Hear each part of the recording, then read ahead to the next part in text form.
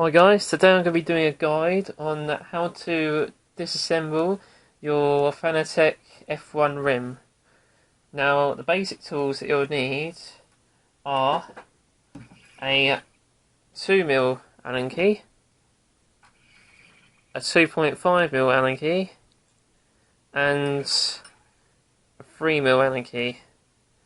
Now for going a bit further, like removing the PCB boards, you'll need a very small crosshead screwdriver, and if you want to remove the plug at the back of the quick release, then you'll need a 1.5mm Allen key for jobs such as changing the pins over, replacing pins.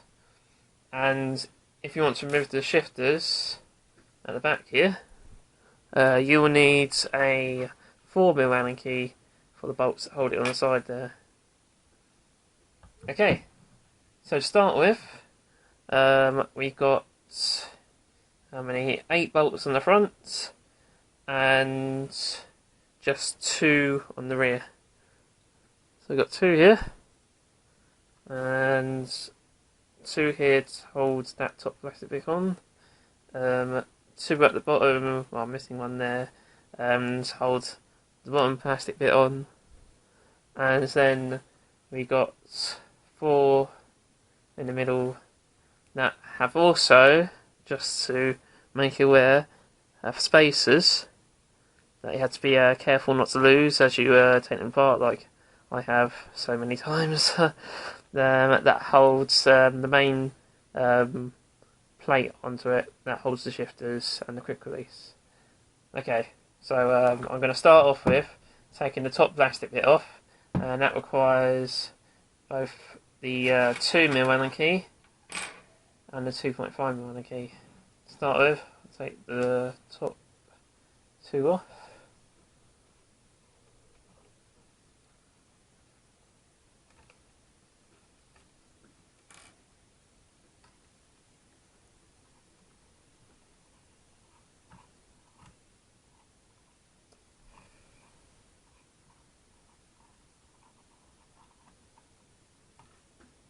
Okay, so that's those 2 out. And at the back, I've got these 2, and that requires a 2.5mm Allen key.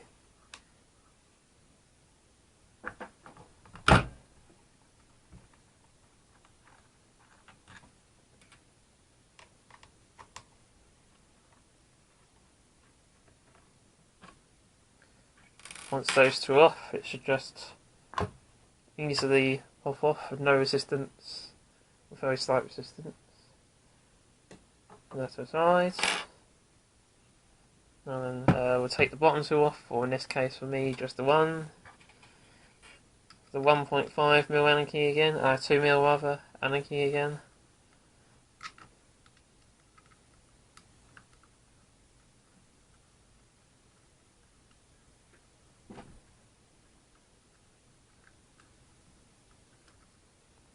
Okay, now that one's off.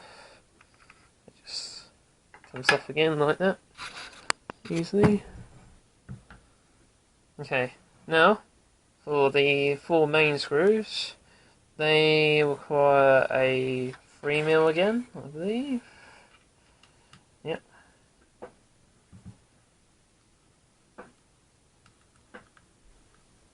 Take those out. And just be careful to watch out when the spacers fall out. I'm actually missing one from that one, so that doesn't have one.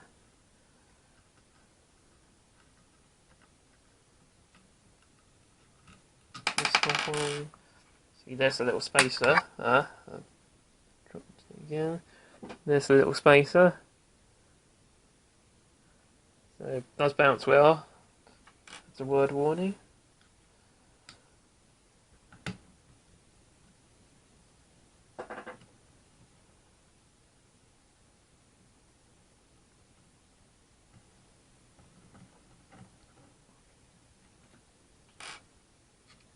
And the final one.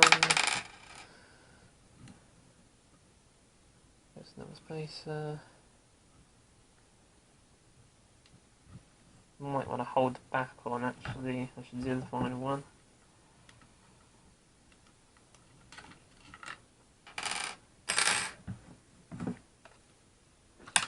Spacer out. Okay, cool. Now then, at the back, you'll see the ribbon cable for the quick release, and you've also got at the bottom the two paddle shifter cables. And the paddle shifter cables can just pull straight out. No need to be shy. So that's them disconnected and out the way. And then, if we pull this down a bit, you'll find on yours that there's a load of glue around the plug for the quick release. Now I just used a knife just to cut through mine. Just a little like Stanley knife would do. Just be careful not to cut through the ribbon cable itself. But obviously I've done this many times, so there's no glue this time. And finally, should you want to actually remove the quick release, or the whole unit rather, from this unit, you'll have to move that bolt where the ground cable is, or F cable, whatever you like to call it. Now to do that, we'll need the 3.5, the 4mm Allen key. I don't think it doesn't need any support.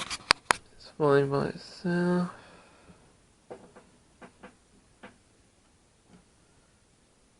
There we go. Now then, now the two are separated. Should you want to remove the paddle shifters, you should see inside there are two bolts. And around the side, you conveniently got holes through which any can go through. So, should you want to remove them, it's literally just a simple case of popping it in. Mine are quite loose. I do recommend that you do it this way first in order to break them. I won't be showing you to remove them in this video because it's quite simple anyway, so there's no point doing that. Now then, if I move on to the quick release, you will see inside there are 4 bolts.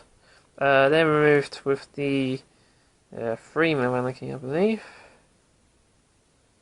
Yep.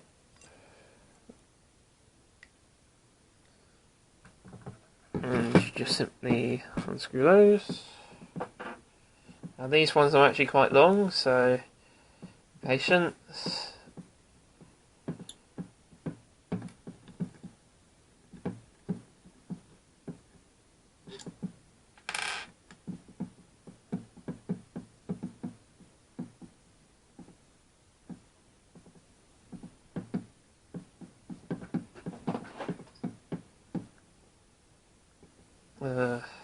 Okay then.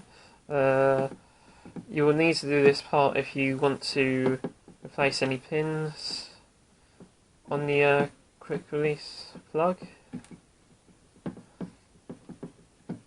For those of you who don't know, there's actually 4 spare pins that are not used by anything on the plug itself. So luckily you've got quite a few backups there, like just in case.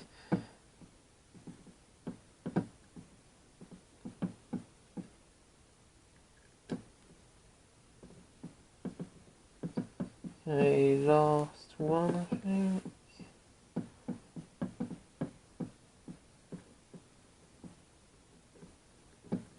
Right. That's not right. So there we go. Look inside, you just got to manoeuvre the plug so it goes in one end first. There we go. Very simple and easy. That's the plug out.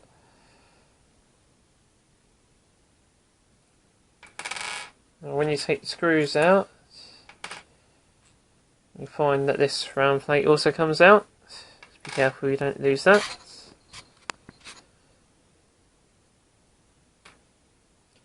Now in the middle here, you've got the 1.5mm Allen key. Oh, that's not it. And should we remove that, like so.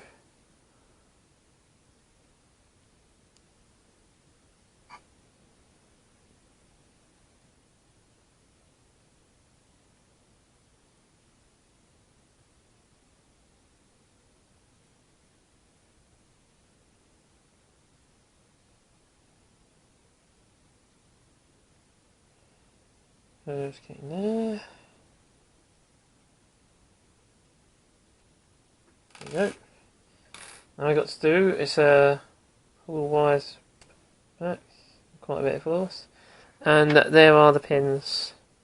Now I've lost quite a few, unfortunately. I have no idea how many now that are broken on me. So, and at the back, although I've already cut through mine, you'll see that yours just got black tape all the way around it, and a hell of a lot of glue inside. Just got to use a knife to get into it. Unfortunately, there's no really other way of getting around it, to be honest. And inside, you'll see that there's just glue embedded into the wires. So you've just got to be careful with a knife and just dig it out. Unfortunately, no, I haven't managed to cut a wire here accidentally yet, so I seriously doubt you will, considering my skills with a knife. Though we won't get into that right now, I don't think. As it so happens, I think one of them might be touching each other.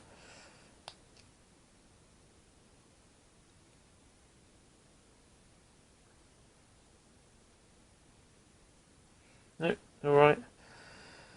Okay, so yeah, that is that really. So that's the plug. If you look at the back here, got 5 Allen key bolts. Once you remove those with a 4mm Allen key, the quick release mechanism will literally just come off. There's nothing else to hold it in. So that's pretty self-explanatory, so I'll just leave that over there. Now, back to the main wheel rather. The PCB board is just held on by 13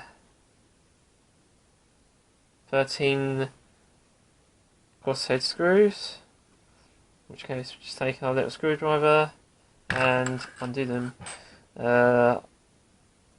There's also, you notice that the vibration rumble motors plugs are here and over here. That you will need to take out if you want to remove the PCB board. I sort of made a bit of a I was not really too bothered, so I just ended up pulling the cables accidentally on both sides. Oops.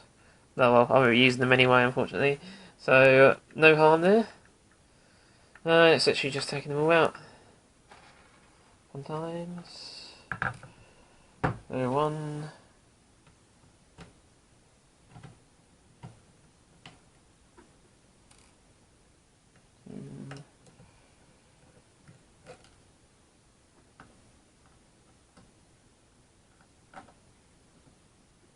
These screws are very, very small, so I do recommend that you take a bit of caution.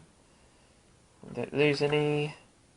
Quite surprised I haven't lost any yet, but I've already done this once before this video, so that's probably why.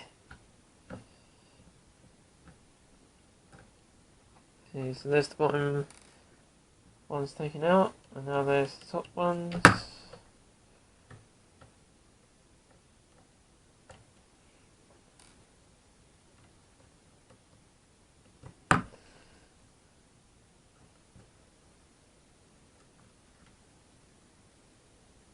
Looking at it now, it does appear that there is one screw for every button or joystick encoder, one screw per button, basically. Which probably explains why there's absolutely no flex at all when you go try and press a button. Which is one of the things that it's one of the reasons why I actually love this wheel so much.